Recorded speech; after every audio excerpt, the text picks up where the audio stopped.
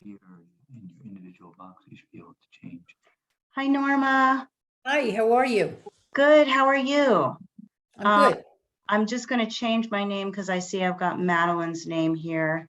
And there are a few people waiting in the room, but I wanted to let the author in first Okay. before I let them in, but he's not here yet. I mean, I think you could let them in. Otherwise they'll get, I don't know. I would let them in. Really? I mean, I think they, You can message them. oh, how do I do that? I never do that. My husband is telling me I can, oh, message. Okay. Message? Yeah. Waiting room participants, right? Okay. I'm going to message them. Thank you.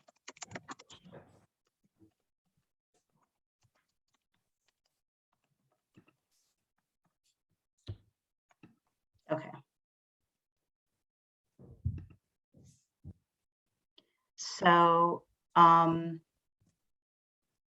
see every night somebody's doing has a different duty.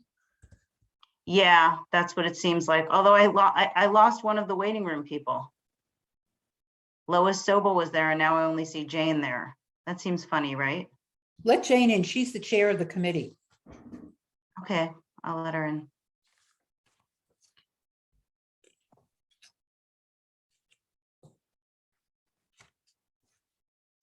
Hi, Jane.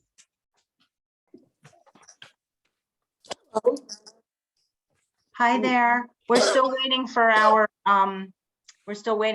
author. Oh, In fact, I'm going to just make sure I don't have any emails from him. I just wanted to make sure I didn't have any sure. Okay. emails from him. How many So there was somebody else in the waiting room, but now they're not there anymore. But maybe when they saw that maybe they decided to get off, like maybe they realized they were a little early. So Jane, how many people came this afternoon, or didn't you do that one? I didn't do it, but there were 15 people. oh, that's Oh, good. I asked Bob how many people came and he said he didn't know. But I don't know how many people are coming tonight. Lana didn't tell me. no, we don't know. We Oh, never okay. know. But don't people like register? I mean, she told me to count. They everybody register before I'm for going. the Well, festival. Oh, they but don't register. Oh, yeah. okay. So Okay. there have been differing numbers, Janana, at each author, but they've ranged from 9 to 17. Last night there were only 12. Yeah. Yeah, I think you'll, Mhm. Jordana, I think you'll like this book. Do you? You know what? I think you guys are frozen. Oh, I think you were frozen.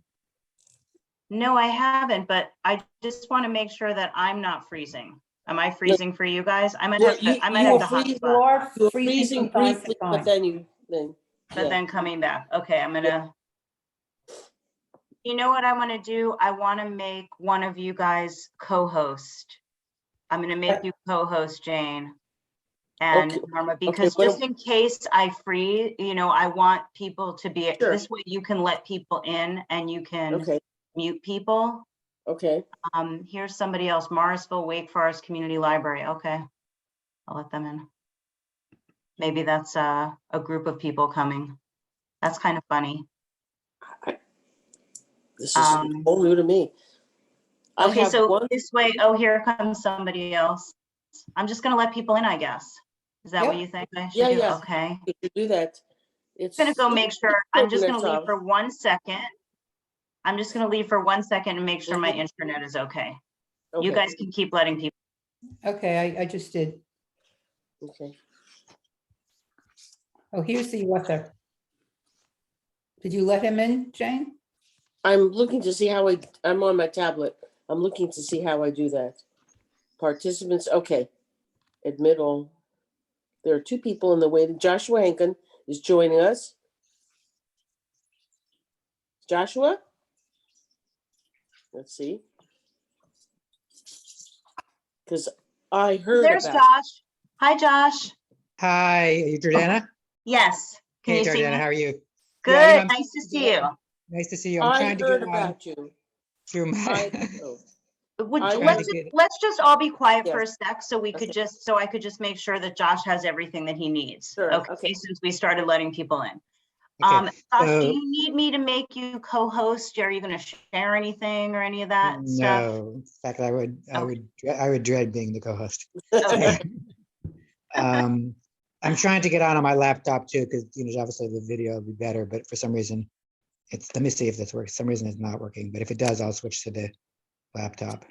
Well, I'm just continuing to let people in, if that's okay with you, and it's fine totally for cool. them to just all hang out. Okay, that sounds good. The message that I simply wanted to give was I heard about you, Josh, from this Goodness. afternoon's author, Rafi Berg.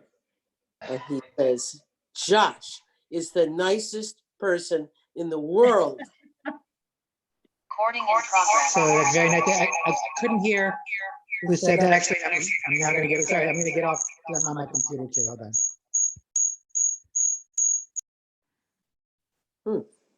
What Okay. caused Great. Sorry, it's always nice to hear that from anyone, but I didn't hear who it came from. Rafi Berg? Great, great. So yeah, so we've got a few minutes. So we never know exactly how many people are coming. So as long as we know that you can hear and see, and it's all, you don't need us to do anything else. You're Yeah, set. so I'm totally set. But I do have a question, which is because I do a lot of these events and I can never keep straight. Like, did you guys want me to? I know that you Norma wanted me to read for 5-7 minutes. Is this just a Q&A, or do you want me to make a presentation? And if so, how long? I'm happy to do whatever people want. We have we generally save time for Q&A at the end. Mhm. Not everybody will have read the book. Mhm. A lot will have. Uh-huh. So we don't give away things with the plot. In general, authors do a presentation and Sure. they hold back on exactly what happens. Okay. So, Yeah, I just wanted to say, Josh, I'm right here. okay, I don't know if you see me on the screen. I do. And Nice to meet I you. know we talked about you reading, something, just a brief passage. You can if you want, but if you don't want to, you don't have to. I don't want you to feel like it's required. I'm very flexible. I'm really happy to do, every place I talk is different. And so I'm really happy to do whatever works best for you guys. Okay, and the way I was going to do this is, kind of me asking you, asking you to talk about the book and then asking you like to probe a little further, kind of a conversation. And I Great. thought that would really help to, explore the book in greater detail and not have you talking all the time. And then, of course, if people want to ask questions, we'll save time for that at the end or, toward the end. That's great. How does Yeah, that sound? that sounds great. The more interactive, the better. So that's great. Mhm. I mean, you could also get a sense of how many people read the book ahead of, like, you can ask people that, and then maybe sometimes that shifts what you're going to talk about, or, how much back and forth there could be, if I don't know, if not everybody has read it. So I don't know if you usually like get a gauge of that first, or. I sometimes try to, but it's a little bit like asking my students if they've done their homework. But, people are tempted to lie, and I don't want to put them in a position of lying. So I can talk about it in a way that it's not a book that has a lot of spoilers. So I can talk about it in a way that I think will work for someone, whether they've read the book or not, is my sense. And Yeah. also, Josh, last night we had Menachem Kaiser, and he sent his regards to you. Oh, great. Yeah. I love Menachem. I'm glad he was with you guys. Yeah. Originally we were, when I was going to be coming down in person, I was especially psyched because our dog, who's a big Newfoundland, his breeder, he was born in Raleigh. Oh, wow. So and we went down to pick him up when he was only 30 pounds, and he's now 125 pounds, but he's only 30 pounds and 2.5 months old. So I've been to Raleigh Durham before for other reasons, but we have a special connection because we have a family member who's a native. So So how big is that dog? He is now said 125 pounds. He's 5 years old. He's a large dog. He's actually small for his breed. Like most most male Newfoundlands are around 150. So he's Wow. small. He's small for his breed, but big for a dog. And big for the people in my family that have trouble walking him. Does he help around the house? Well, you'd have to have a pretty broad definition of help. He helps in the sense that he brings joy. Yeah, That's okay. certainly a kind of help. But yeah, no, I think we in terms of practical stuff, we're doing the helping. Mhm. Well, it's a few minutes after 7, so maybe I think we should go ahead and get started and be respectful of everybody's time. And we'll keep an eye on the wait room and let people in as they come. But I know, Norma, you're going to take it away. So I work for Jewish for Good, so I'm happy to see Right. everybody here. So I've just opened up the Zoom, but other than that, I'm here as a listener. And if I can do anything else, just let me know. Cool. I am letting people in, but go ahead, Thanks. Norma. Okay, Thanks, so Joanna. again, I thank you, Jordana. I want to welcome everyone on behalf of certainly Jewish for Good and Bethel Synagogue in Durham. We are both sponsoring this book festival. And of course, it was kind of worked on, created by the synagogue's Lifelong Learning Committee. And I want to acknowledge Jane Gabin, who is the chair of that committee and worked very hard, along with Donna Goldstein, who's also the co-chair. She may or may not be joining us tonight. And kind of welcome again to another interesting discussion about a Jewish book that has probably a lot of relevance to almost everybody on this call. I just give you a little introduction about Josh. Josh Henkin's novel, Morningside Heights, was named the Book of the Year by the Chicago Tribune. It was longlisted for the Joyce Carol Oates Award, selected by the American Booksellers Association, and we can talk a little bit more about that later, as the #1 indie next pick, and named an Editor's Choice book by the New York Times.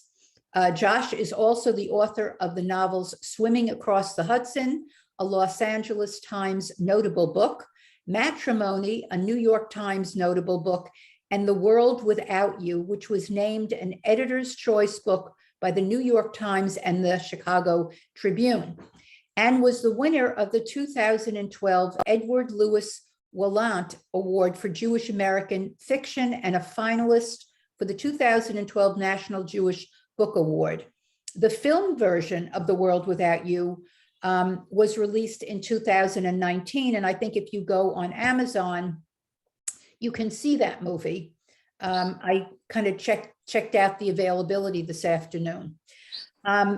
As Josh said, he said he didn't say he lived in Brooklyn, but he lives in Brooklyn with his wife and his daughters and his Newfoundland dog, which he got from Raleigh, North Carolina.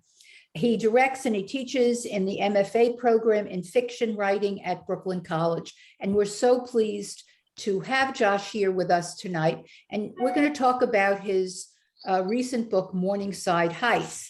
And a couple of people joined after. We were going to have a little conversation with Josh, and then we will open it to Q&A. If you have any questions, you can also put them in the chat, and we'll address them as we move along. So I wanted to begin really to talk about the book. Really, it focuses on the stages of the couple's relationship, the main characters in the book, and about their, about their deep commitment to marriage. And I wondered if you could talk about, help us understand the main theme of the book and how you came to develop this story idea.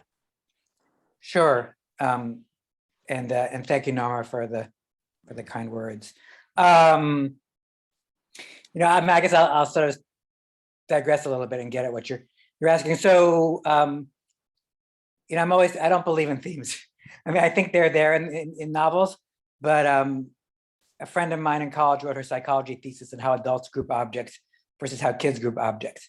And the adults group the apple with the banana, and kids group the monkey with the banana. And so that's a way of saying that kids are more natural storytellers than adults are. And my goal as a fiction writer is to teach myself to be like a child again, albeit like a smart, sophisticated child. So I really have my eyes on the characters, and I'm not thinking about themes. I'm not thinking about marriage. I'm just thinking about my characters. And so I can tell you a little bit about where the book comes from. Maybe I'll give some insight to just a little sense of the book for those people who haven't read it. As Norma was saying, the book is about a marriage. It's about a woman named Prue Steiner who grew up an Orthodox Jew in Ohio, went off to Yale, and then started graduate school in English literature at Columbia in the 1970s. And when she's there, she meets and falls in love with her Shakespeare professor. And that kind of really changes her life. She drops out of graduate school, they get married, they have a daughter together. Spence, her husband, has a son from a previous marriage who floats in and out of their lives. And then when Spence is in his late 50s, he starts to become forgetful, and he's eventually diagnosed with early Alzheimer's. And the book, really follows that relationship from the time they meet when they're in their 20s for many decades, all the way through Spence's illness. And while various members, Prue especially, but various other family members and friends struggle with what Spence is struggling with.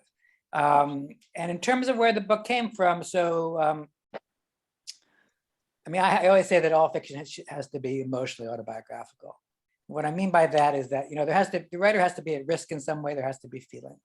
If there's no feeling for the writer, there's no feeling for the reader. Sometimes there's still no feeling for the reader if there's feeling for the writer, but it's at least necessary, if not sufficient. So, and some of my books are more narrowly autobiographical than others, but they're all emotionally autobiographical. This book, I would say, in certain ways, is among the more narrowly autobiographical works of mine, in that the book was inspired by my father was a professor at Columbia, who, like Spence, also developed Alzheimer's. Fortunately, if you can ever use the word fortunately when talking about Alzheimer's, he didn't get it until he was in his late 80s, whereas Spence got it much younger. But he was still teaching at Columbia at the time, which is a story in its own right, and says something both about my father and about the culture of academia. But in any case, when my father was in decline, my mother, who was healthy and was a bunch of years younger than he was, started to go to a caregiver's class at the JCC in Manhattan on the Upper West Side. And I was really interested in this because my mother is not a caregiver's class kind of person. She's not an adult ed kind of person. She's not a consorting with strangers kind of person. Just not her thing, for better or worse.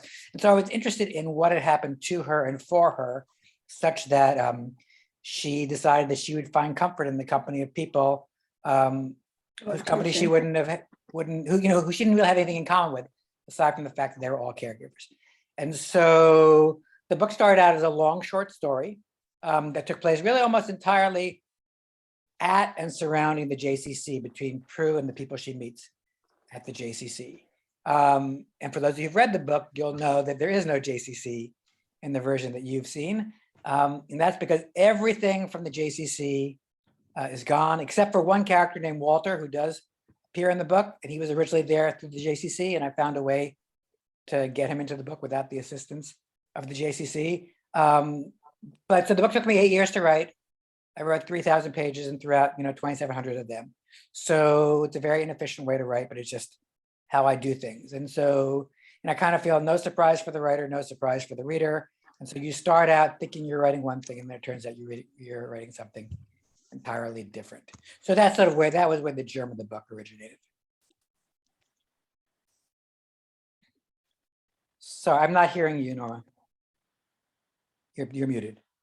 So I wouldn't disturb you. Prue is a very interesting character, and she makes some career choices that end up creating a lot of difficulty for her as her life goes on, and she has to be confronted with her husband's illness.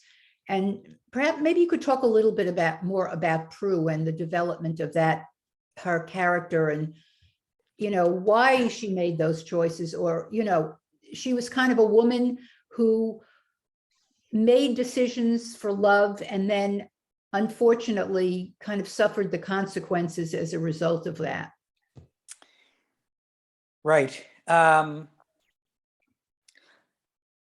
mean, you're right. She suffers the consequences in the sense that she has the bad luck to be married to a man who has the bad luck to have gotten Getting older. Alzheimer's in his, at any point, but in his Yes. late 50s.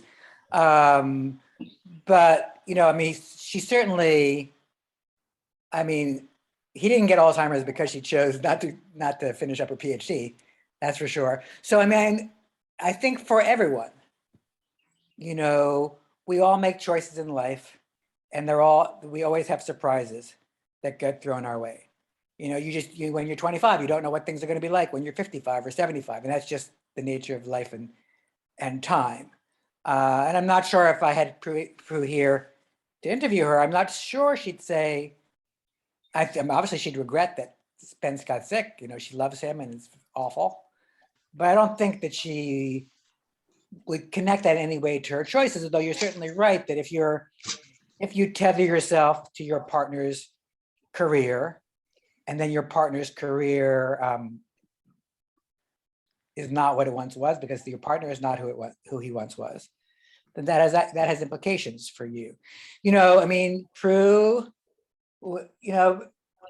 it's complicated. Prue was, I'm trying to remember, when I wrote the book, I had a timeline. I can tell you when everyone was born and skip my dates down. I believe she was born in 1954. In any case, she was, I think, in the first class. She was in the first women's class of Yale. Yale, right. Couldn't remember for the first or second, but you've read the book more recently than I have. So thank you. So she's the first women's class at Yale. She's ambitious and very smart in her own way. Not in her own way. She's very smart. She's very ambitious in her own way. She, if she'd come along 20 years later, would she have made a different choice? Certainly possible. Are there people her age who would have made a different choice? When I say the choice, I mean the choice to give up her career for her husband. Certainly possible. Are there people today who give up their careers for their partners? Certainly. And I place no judgment one way or the other. So if you're asking me why she did what she did, the glib answer is but it's true. She did what she did because she's Prue. In other words, she is who she is. But if you look at Gabriel Garcia Marquez like to say that once he had the first paragraph of a piece of fiction, everything else followed.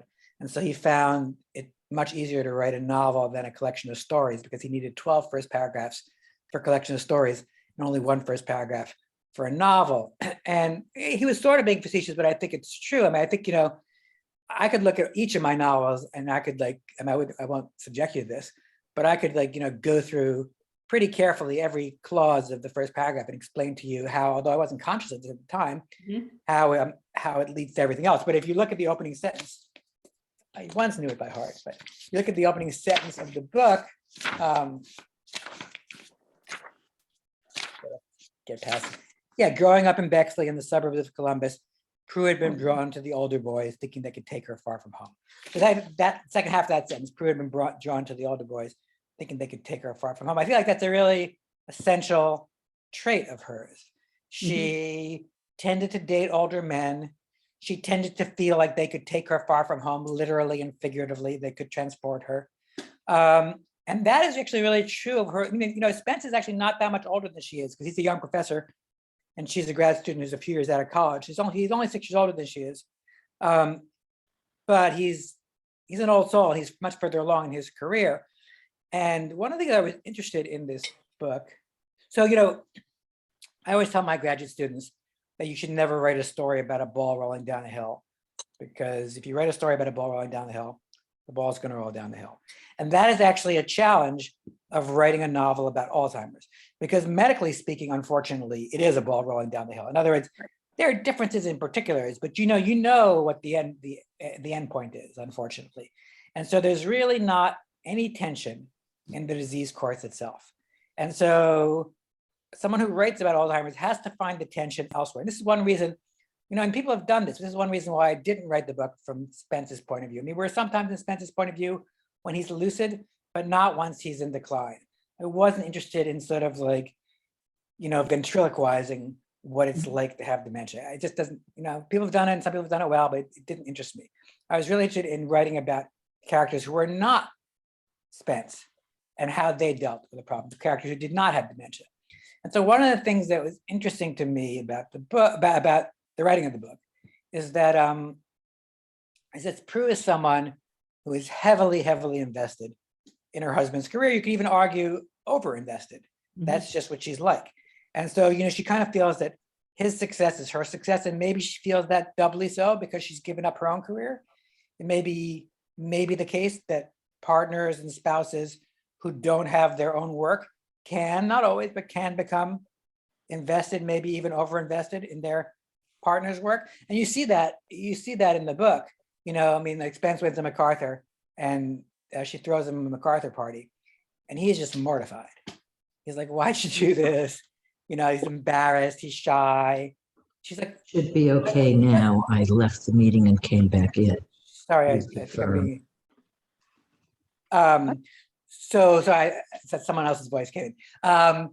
But she's like, why shouldn't we celebrate? She's proud of him and he's embarrassed by her pride in him and embarrassed by his success, although I'm sure he's proud of it in his own way. So, and I think that really runs through the book. So, when Spence is finally told by the chair of the department at the English department at Columbia that the jig is up, you can't teach for us any longer, because he's teaching well past when he should be in terms of his abilities and in terms of what's fair to the university and the students.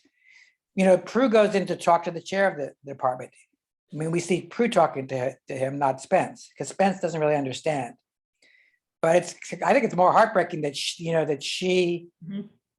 that we're seeing it through her point of view. I mean, I'm really loath to make this analogy, because I never, in general, think of either George Bush as inspirations for me. But I do remember that George Bush Sr. talked about how when George W. Bush was president, that when he was going through troubles, it was much harder for George Bush Sr. to watch his son struggle than to have himself struggle. And I think those of us who are parents can relate to that too, that, when our kids are struggling, that's harder for us than our own struggles are. And I think that's part of what Prue is experiencing in this book, is that in some ways it's harder for her to go through what Spence is going through than it is for Spence, although it's plenty hard for him in his own way. In Josh, in all of your books, you're writing about family relationships, husband and wife and parent and child. And so we have two children in this book. Arlo, who you mentioned is Spence's his son by a first marriage, and Sarah, who is his daughter with Prue. And I'm wondering, Arlo is a very complicated character and very significant throughout the book. And I'm wondering if you could just talk about him and in particular his relationship with Spence and how they're similar and how they're very different. Yeah. So Arlo is the son from a very brief first marriage that Spence had, and Arlo's mother is a certain kind of hippie who really, she wants to poop in all 50 states, and so Arlo is forced to poop with her. She takes him around the country, and he's kind of a latchkey kid. He has this genius father whom he rarely sees.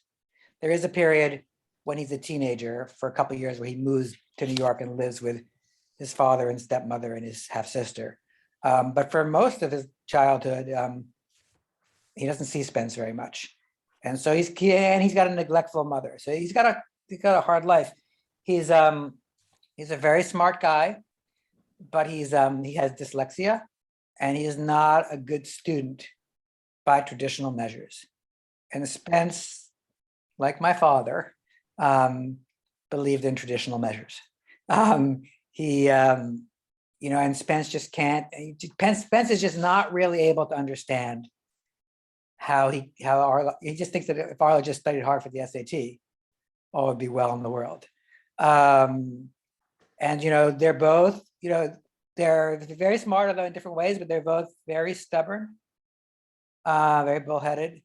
And, it's interesting. I mean, there are certain characters in the book, like Ginny, the caregiver, who was, really there in my mind from the start Mhm. of the book. But Arlo actually came along later in the writing process, in those 3,000 pages.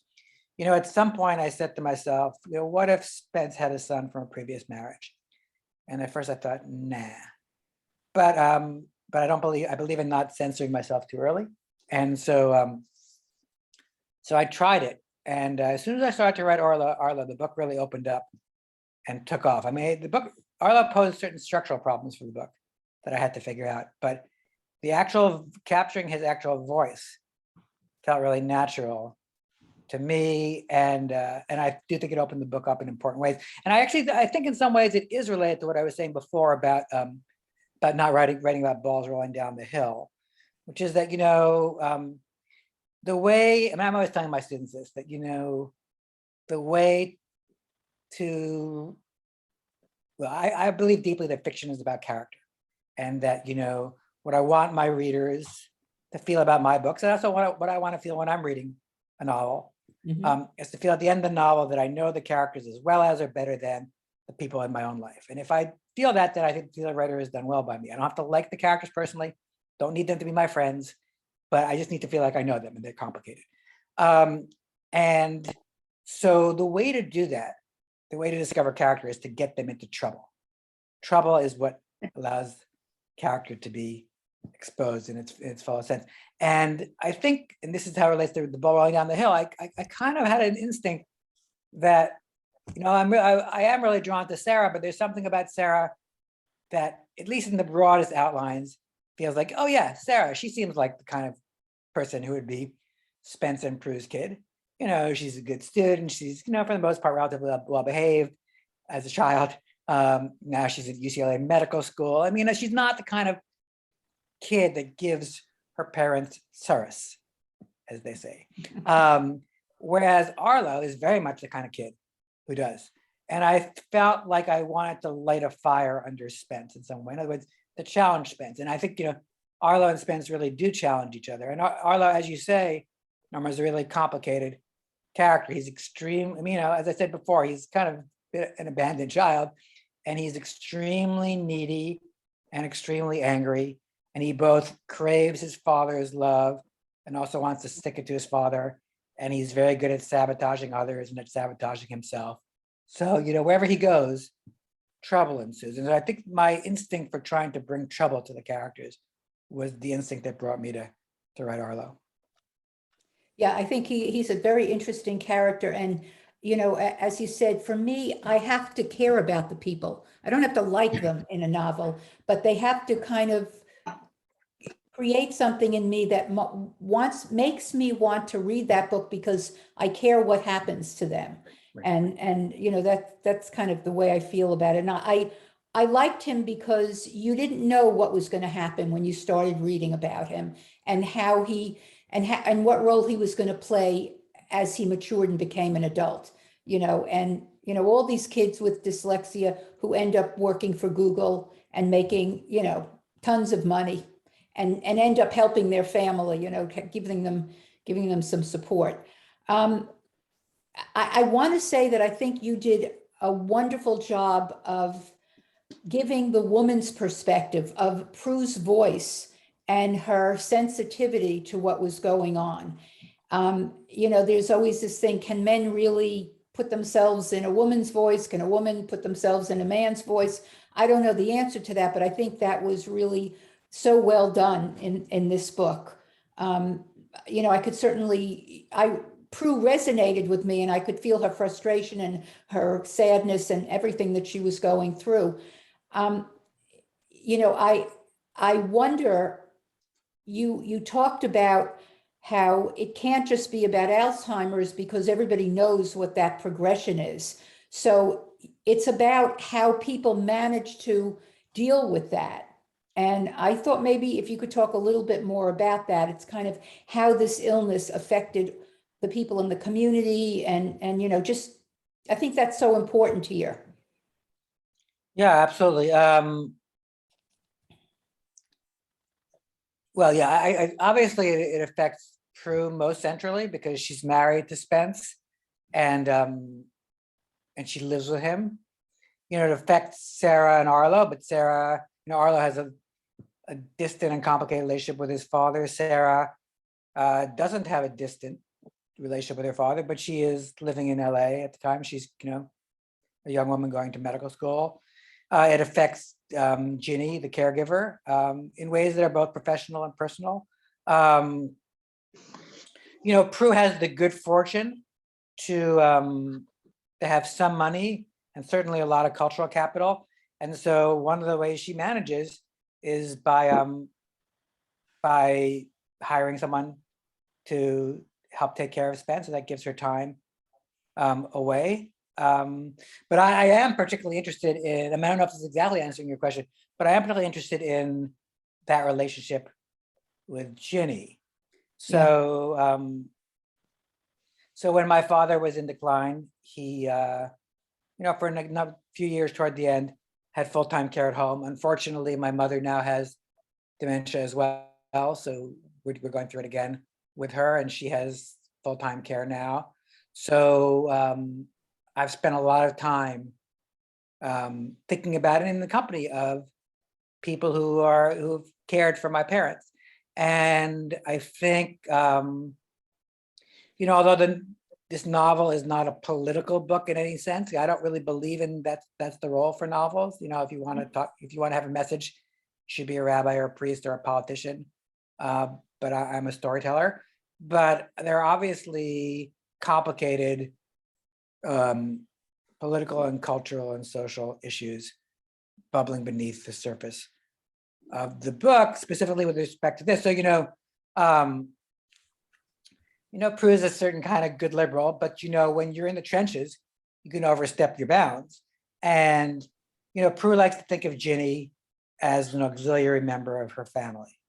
That's often what happens in these situations. But Ginny is not an auxiliary member of Prue's family. Ginny has her own family. She's a single mother with a son. She has her own aspirations for herself and for her son. And Ginny knows, and Prue knows, that when Spence dies, Ginny has to go find a new job. And who's going to take care of Ginny when she has Alzheimer's? So issues of race and class are percolating beneath the book and beneath that relationship. And I think it's a very complicated relationship. And it's also complicated, leaving aside the question of race and class, I think the caregiver relationship is a really interesting one, fictionally speaking, because, as you said, Norma, I do write about family a lot, and I like writing about family for a number of reasons. But one thing that's interesting about writing about family is that even though you're writing a particular scene, there's always so much history there. And so there's a lot, beneath the scene. One of the interesting things about the caregiver relationship is that there's no history there. In other words, it's a very much of a 0 to 60 kind of relationship. Utter stranger walks in, and within a day or two, they know the patient as well as or better than the spouse does. I mean, there is a kind of tension, and I've seen this with my parents and their caregivers, and I see it in my novel. There's a tension between Prue and Ginny. Sometimes a competition.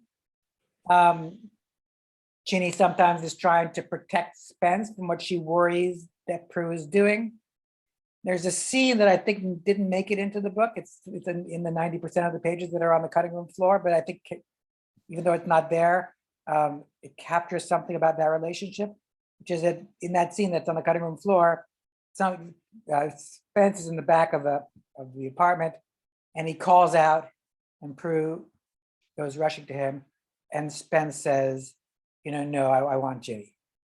And that's both a heartbreaking moment for Prue, like in that moment he's choosing the caregiver over her, but it's also in its own way a liberating moment because she relies on Ginny to give her some breathing space.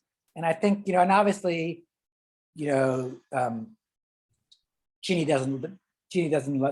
Spence doesn't love Ginny more than he loves Prue. But toward the end of his life, in some ways, Ginny is more familiar with his body, familiar with a lot of things about him than Prue is. And that kind of transfer of power, for lack of a better way of putting it, is, I think, interesting emotionally and therefore interesting fictionally.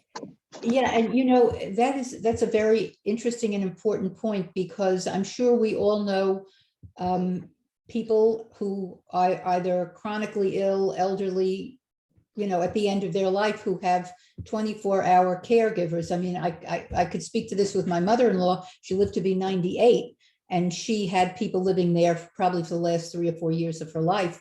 And those people saw her more than we did sometimes, because we didn't live near there. And they are their main source of support, and yet they're not making very much money. So here you put people on the lowest end of the income spectrum to take care of the person you might love, one of the most dearest people to you. And there's something kind of not right about that whole equation. Certainly, you mentioned from a political point of view, and just how important that person is to you to take care of that loved one and take them to the doctor and find out all these important things. So I think it was a very, very significant piece of the novel, the relationship there. I wanted to see if we could talk a little bit about the Jewish aspect of the book. You mentioned in the book that Spence changed his name from Shulam, and Prue grew up in a kosher home just outside of Columbus, Ohio. So can you talk a little bit about the role of Judaism and kind of the conflict, or the differences between Spence and Prue and the religion, and what that did for Prue, really? Yeah, for sure. So I often write about Jewish characters because I'm a Jewish character. But I grew up in a complicated, Jewish family. That's what. So I think someone is unmuted, so there's kind of feedback. I grew up in a complicated Jewish family. Every Jewish family is complicated, but so in some ways, my family is the opposite of Prue and Spence. My father is, so in the novel, Prue grows up Orthodox, and she leaves the fold shortly after she meets Spence when she's in her 20s. Spence is Jewish as well, but as you said, Norma, he changed his name from Shalom. He grew up in a Yiddish-speaking, secular, Bundist, American Communist Party. He was a red diaper baby, basically, on the Lower East Side. And as I was starting to say, my family was the opposite. My father is the one my grandfather was an Orthodox rabbi, and my father stayed some version of Orthodox until the day he died. My mother is Jewish, but grew up much more secular. She grew up in the Bronx on the Grand Concourse, went to a small progressive private school with no walls between the classrooms, and everyone campaigned for Adlai Stevenson and thought we'd be speaking Esperanto. So they met, and they each made various compromises. Though my mother did more compromising, I'd say. She helped raise. I have two brothers. She helped raise my brothers and me. We grew up in a kosher home. I went to a school called Ramaz on the Upper East Side of Manhattan, which is the modern Orthodox Jewish day school. I went to Camp Ramah, which is the conservative movement's summer camp. And I spent some summers in Colorado where I rode horses, and where I was the only Jew anyone had ever met. So that's sort of been my experience. And so sometimes I write about more observant Jews, sometimes I write about less observant Jews, sometimes I write about non-Jews. And you have each of those people in this book. I think those types in this book. In terms of the Jewish content, it's like, again, because I'm an apple banana guy, because I'm a monkey banana guy, not an apple banana guy, it's hard for me to think about Judaism in the abstract.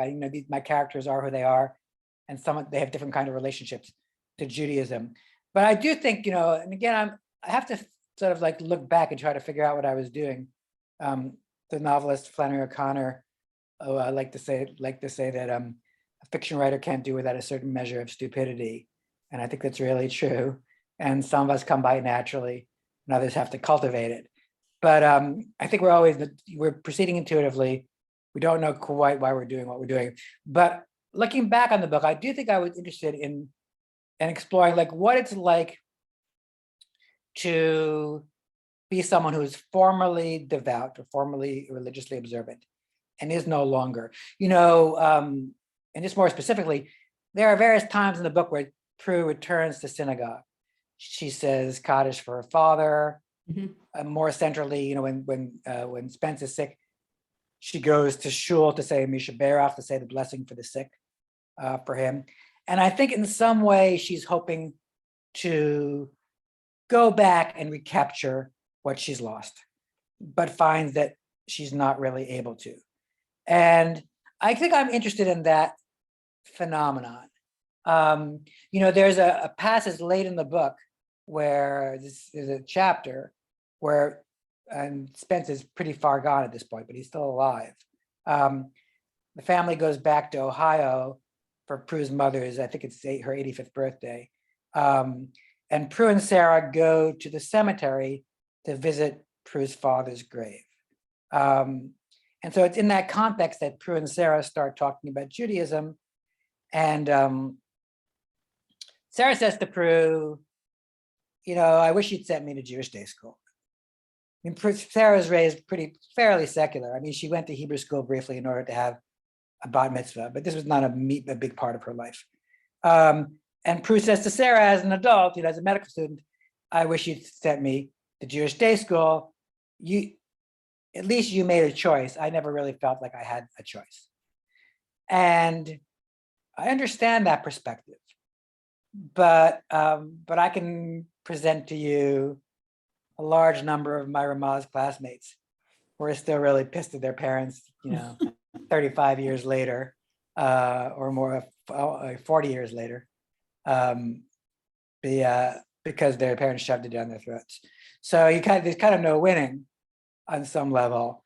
But I guess what I was interested in, I have a lot of friends and acquaintances who have a kind of nostalgic, who are secular people, whether they're Jewish or not. They're not particularly religious, who have a kind of nostalgia for those of them who were once religious. They have a nostalgia for their earlier faith, and for those who were never religious, they have a nostalgia for what they imagine someone's earlier faith would be like. And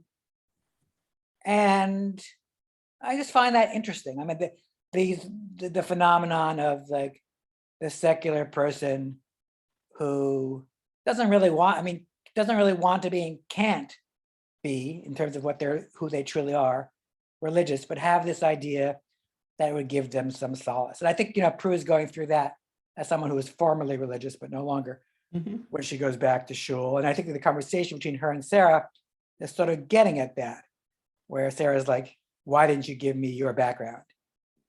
And, Prue didn't give her background because that's not what she wanted for a kid at the time that she had kids. And, and people who have that force on them sometimes resent it. So, as I said before, there's often no winning. But so I think that's what the book is one of the things in terms of Judaism that the book is exploring.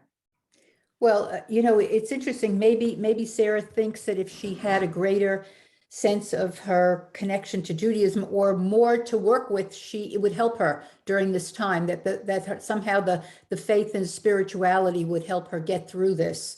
And then there are always those people who are not raised very religiously, who find a way to kind of reconnect with their Jewish roots. For sure. Well, so not to switch from this book, but in my previous novel, The World Without You, it's a deeply secular Jewish family where one of the three daughters, who was kind of a wild child growing up and didn't really get her act together in various ways, ends up in Jerusalem in her 20s, and picked up by some rabbi at near the Kotel, and 10 years later, she's Orthodox and returning with her Orthodox husband to the family reunion with 4 sons wearing kippot tzitzit. So yeah, and if I look at my Ramaz class, there are plenty of people in that class who were raised observant and who are not observant any longer. And then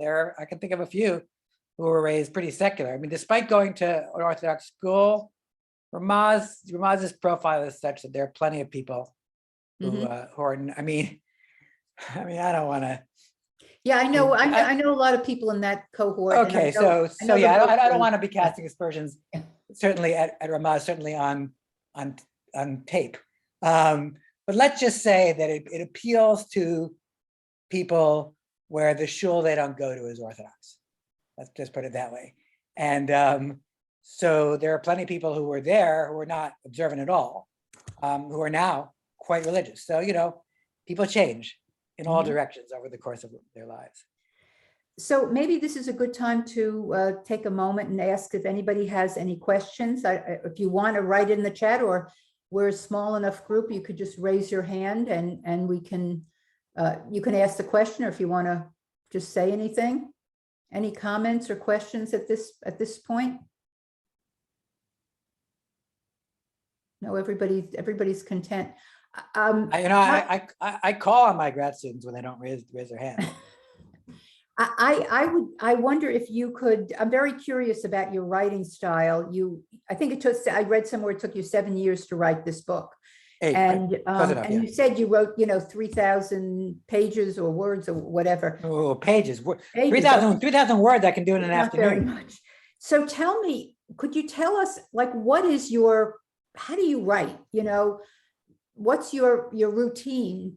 And how do you develop this? I mean, I know you have a job also working with students and doing that, but you're pretty prolific. You've written a lot of books in what I consider a short period of time.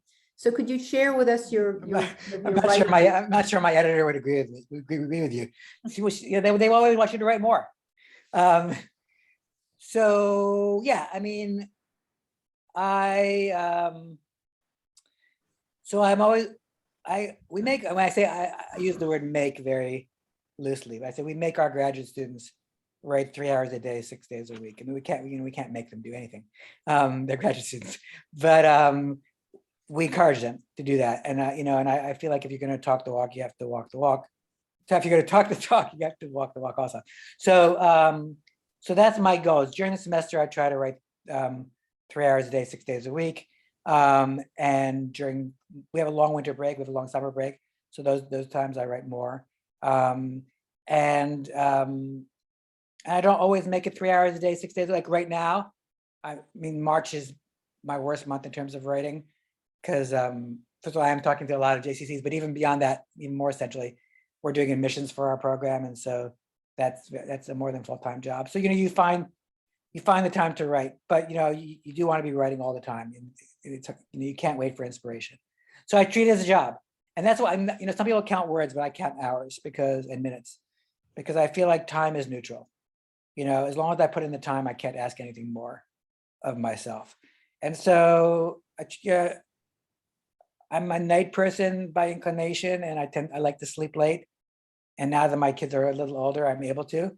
But I actually write better in the morning. So that's actually a conflict, because it's very hard to write while you're asleep. But I put in the hours and I write from beginning to end. In other words, I'm not someone who sits down and writes character sketches. I start where I think, and I'm always wrong, but I think I'm moving forward. In other words, I start at the beginning and then keep writing. And all that writing is about discovering your characters. So all those pages they're worthwhile, because that's how you discover your characters. And you bark up a lot of wrong trees. And I think what you're hoping to do is at least to get in the right forest, so that and I've been doing this long enough that I'm pretty good at getting in the right forest. And then I have to, within that forest, have to not to get too abstract metaphorically here, but within that forest, then I've got to find the right trees and the right branches. So. And when that book is finally finished and it's published, do you feel like you say goodbye to that family? Definitely. Yeah, I mean, yes, definitely. Although every time I read from it or give talks, they come alive again. But it's actually a pretty weird experience. This is true for writers in general. The publication and the publication process is such that you really finish the book a year before the public sees it. Mhm. And then in this case, this book was actually originally supposed to come out in June of 2020, But then COVID came along and my publisher, and I'm really grateful for this, pushed it off a year because, obviously COVID is still with us and I'm not minimizing that, but trying to publish a book in June of 2020 was a Right. lot harder than trying to publish a book in June of 2021. So then there was really an additional year. And so then you're talking to people or asking you what you were thinking about when you're writing it. And it's actually years since you've actually written the section. And also you didn't know what you were doing when you were doing it. So you're really flying by the seat of your pants and making up stuff as you go along. So I'm not even quite remembering where I'm trying to get at, other than to say that it's, I'm always focused on what I'm writing right now. I think it was Joyce Carol Oates who said that you have to believe that whatever you're writing right now is the best thing you've ever written. And for Joyce Carol Oates, that's chutzpah, because I mean she writes more books than some people read. But I think it's true. In other words, I feel like you have to you live with your characters while you're writing the book, and afterwards they're dead, and that's fine. In other words, they're new characters to find, and you go back to give readings and give talks, and they come alive again. But I'm always faced with situations where the people I'm talking to have read the book. If they read the book, they know it much better than I do. I still have a pretty good memory, but still, it's like, Norman knew that Prue was in the first graduating class of women at Yale, and I was like, was it the first one or the second one? I mean, actually, I remember where I was actually struggling. I mean, I wanted it to be the first one, because why would you want it to be the second one opposed to the first one? The first one is more significant. But as with everything in the timeline, everything moves everything else. I have to figure out, could I have her be this age at that year, if she's that age at that year, et cetera, et cetera. But anyhow, yeah. So are you working on a book right now? Well, I know you said you're always working on something, but is it coming into the shape of a book, the form of something you're going to publish? Well, I always hope that the books I try to write will be published. But that's a really good question, because I think you never know. I mean, I'm now at the stage where nothing I write will be so bad that it wouldn't pass freshman comp. But I mean, we all know this as readers. Like sometimes you read a book by a writer and you love that book, and then you read another book by that writer, you don't like it as much, and then you read a third book by that writer and you love that one. So were they a good writer and a bad writer, and then a good writer? I don't think so. I just think there's a lot of mystery, a lot of insecurity. Some things work and some things don't. But I do, and I don't spend time thinking about the business of publishing while I mean, it's a bad business for sure. But I do pay attention to that once the book comes out. Publishers want their writers to help out in whatever ways they can, but I don't think about it while I'm writing. Mhm. That said, I'm always writing for a reader. I don't mean I'm writing for a particular reader, but I'm not writing. I mean, when I'm writing a novel, I'm not writing in my journal. I mean, I don't have a journal, but if I did have a journal, it's just a very different kind of writing. You're always writing to communicate with someone else. So yeah, you're always writing, hoping that the book will be published eventually. If you're asking whether the book is yet taking the shape of a book, I guess the real question is how loosely are you defining shape and book? I mean, it's I think both. I'm actually working on 2 different books right now, 2 different novels. I'm also working on a collection of stories that are each of which take place in a different neighborhood in New York. So I have my fists in a lot of cookie jars, but that can be dangerous. Like if you work on a lot of things, it might be a way of working on nothing. But I do have hopes that both novels, they're quite different from each other.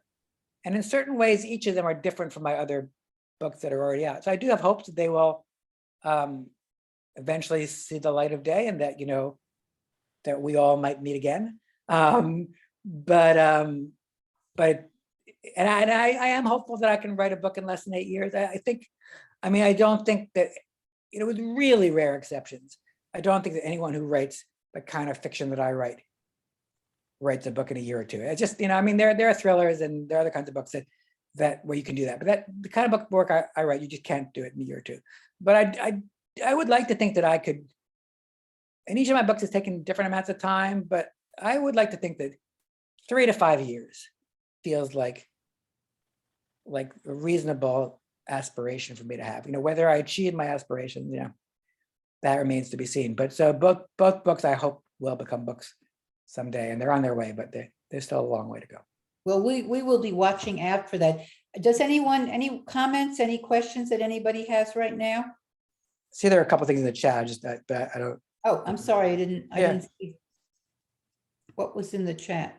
I No, just see there- the number two. Oh, So all I'm right. assuming there are things behind it. Is there something in the chat, Jane? Because I didn't see anything. Let me see what I see in the chat. Oh, I'm sorry. These are direct messages to me. No, So okay. that's why you don't see anything in the chat. Josh, I want to thank you very much, and I want to remind people that that Josh's book is available at Flyleaf bookstores and also the Regulator in Durham or anywhere else that you buy your books. And I really encourage you. I did read it a couple of months ago when we had decided that when we got all our Jewish books in for the book festival, and I just really enjoyed it. I thought there was so many good things in it, and I think there's something for everybody in that book. If you've ever cared for anybody who was ill or needed your support, I think it really speaks to you. And so I want to thank you so much, Josh, for being here tonight and for sharing your process and your thoughts and your ideas about the book. And Jane, what's tomorrow? I know you have more on the. Yes, tomorrow we have at 4:00 David Bureau with the Magnificent Double C, and at 7 Helene Wecker with her The Hidden Palace, which is a sequel to The Golem and the Genie. I know I'm waiting to talk to her about this book. I love The Golem and the Genie. So this is a continuation of that story. So yeah, I'm glad to hear that you guys have lots of other people coming, and I just wanted to jump in response to something the Norma said. I want to say something about Flyleaf and Regulator, both of which bookshops I know, and I've actually been to both of them. And I want to, obviously I'd like people to buy my book, but even aside from that, I want to urge people to be buying their books at independent bookstores. I appreciate why people find Amazon convenient, but you pay a price for your convenience. Mhm. Is what I'd say. I'm not going to get a big political soapbox about Amazon, but when you go into Flyleaf, when you go into Regulator, when you go into independent bookstore, those are people who know books. They're not about widgets, and they know you if you're a regular customer there, and they can make recommendations to you. And they are people who are passionate about books. And if you are a reader who's passionate about books, you want to be supporting independent bookstores because they are the lifeblood for writers and readers of fiction. And if those independent bookstores go away, and that is a real possibility, and if all we have is Amazon, things are very, very impoverished culturally. So Yeah. that's all. That enough said. And So, you do have some scenes in independent bookstores I in do. the book. I do. And thus, you were honored by the independent bookstores. So Right. that was a great compliment to you, Josh. Thank you. Thank you, everyone. I really enjoyed talking to you all. Okay, well, thank you, everyone. Thank We you. will Thank see you, you again Josh. Have a tomorrow. good night. Take Thank care. you, you too. Thanks for Thanks. coming, everyone. Great to see Thanks. you. Nice to Thanks, see you, Bert. Thanks. Jordana. Take care. Bye-bye. I'm just letting everyone say goodbye. Okay. Thanks, everyone.